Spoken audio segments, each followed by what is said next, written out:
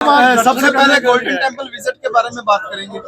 देखिए, बहुत वक्त से मेरी चाहत थी कि यहाँ हरमिंदर साहब आऊँ और अपने दुख दर्द यहाँ रखूँ, और बड़ी शांति मुझे मिली यहाँ। पहले भी कई दफ़ा आया हूँ और आज ज़रूरी था इस उम्र में यहाँ पहुँचना।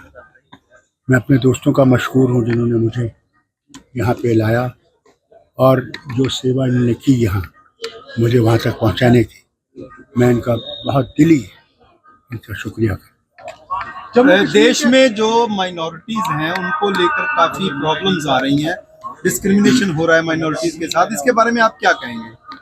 देखिए, ये एक अफसोस की बात है। भारत सबका देश है, वो हिंदू हो, मुसलमान हो, सिख हो, ईसाई हो, बौद्ध हो, जैन हो, जो भी है, और वो भी जिनका कोई धर्म नहीं है।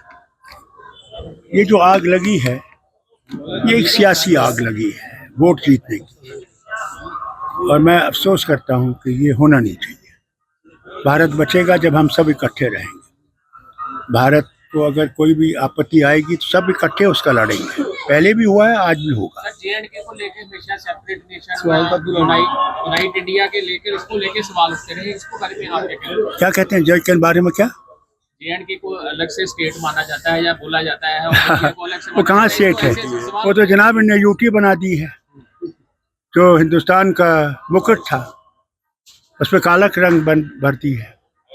हम उम्मीद करते हैं जो वादा प्रधानमंत्री ने, गृह मंत्री ने और सुप्रीम कोर्ट ने किया है कि हमारे स्टेट छूट जल्दी वापस आ जाएगा, हम उम्मीद करते हैं कि वो स्टेट छूट आ जाएगा। 370 जो हटाएगी उसके बाद हालात कैसे बने वो आपको वहाँ आना चाहिए और देखना चाहिए। सर, एक बात है, आपको अनंतपुर साहब मते को लेकर के अकाली दल ने एक लंबा एजिटेशन लड़ा है जिसमें उन्होंने कहा था कि स्टेट्स को बहुत सारे राइट्स होने चाहिए। कश्मीर उसमें मिसाल दी जाती थी कि कश्मीर में भी जैसे आपने 370 दिया, बाकी स्टेट्स को भी मिलना चाहिए वही अधिकार। अब कैसा लगता है?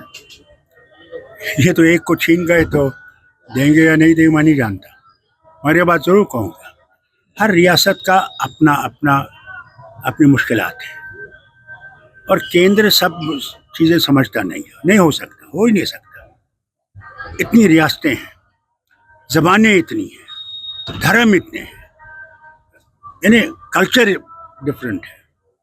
अगर हमने भारत को इकट्ठा रखना है तो हमने सबके दुख दर्द को समझने की कोशिश करनी है। जब हम सब दुख दर्द समझेंगे तभी भारत मजबूत होगा। भारत भीख मांग के मजबूत नहीं होगा।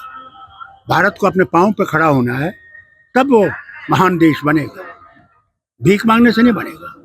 अमेरिका के सामने हम झुके या किसी और के सामने झुके, क्यों झुके? जब ट्रम्प कहता है कि अमेरिका फर्स्ट, हम क्यों नहीं कहते हैं इंडिया फर्स्ट? मैंने कभी नहीं किसी को सुना ये कहते कि इंडिया फर्स्ट। ये देश तो हमारा है और हमने इस देश में कुर्बानियां दी हैं और आगे भी देंगे इस देश को बचाने के लिए। यूएस एड जो 2.1 मिलियन का जो ट्रम्प साहब का जो उन्होंने कहा कि हमें पता ही नहीं चल रहा है वो गया कहाँ है, उसकी अकाउंटेबिलिटी नहीं समझ आ रही, उसको कैसे देखते हैं आप? जो हमारे शहरियों को वापस भेजे, भेड़ियां पहना के 16 घंटे जहाज में रखे, उससे क्या एतबार कर सकते हैं? उससे क्या उम्मीद कर सकते हैं?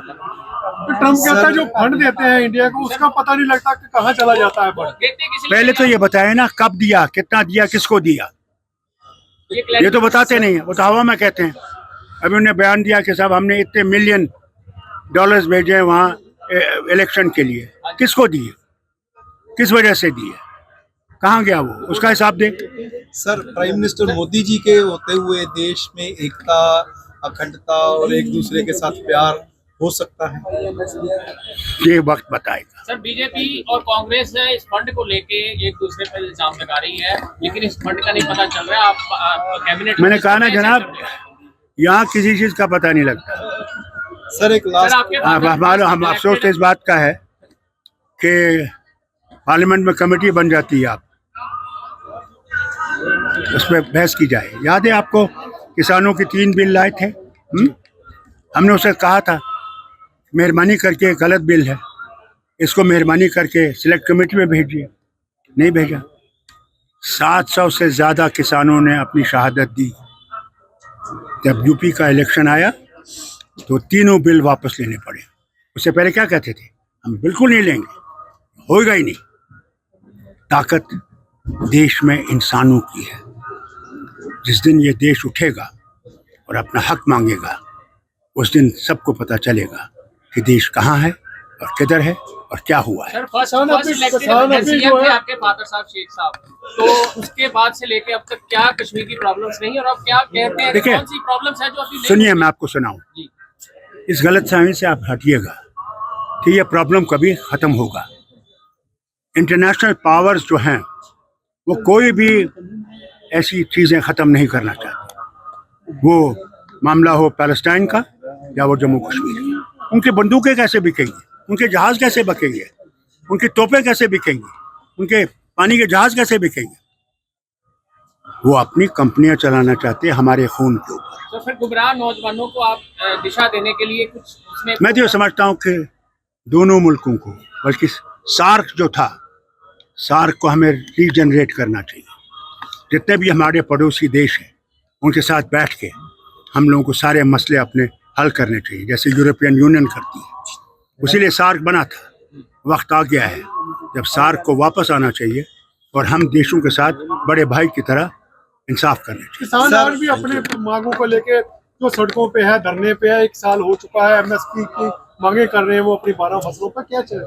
मैं समझता हूँ उनको मिलना चाहिए, उनका हक है। उनसे वादा किया गया, जब उन्हें रजिस्ट्रेशन खत्म की, क्या कहा गया, आपको मिनिमम प्राइस गारंटी हम देते हैं, करेंगे हम उसके लिए। इसीलिए वो बैठे हैं आज तक। सर लास्ट क्वेश्चन है, सिख प्रिजनर्स जो अपनी सजाएं पूरी करने के बावजूद जेलों में बंद हैं, उनकी रिहाई के लिए, देखिए, मैं सिखों का ही नहीं कहूँगा, कश्मीरी भी जो कश्मीरी भी जेलों में है जी, उनको छोड़ना चाहिए। उनने बहुत सजा पाली, बहुत दुख दे लिए उनके घर वालों ने भी। उनको छोड़ना चाहिए कि वो भी शहरियों के साथ रह सके। शुक्रिया।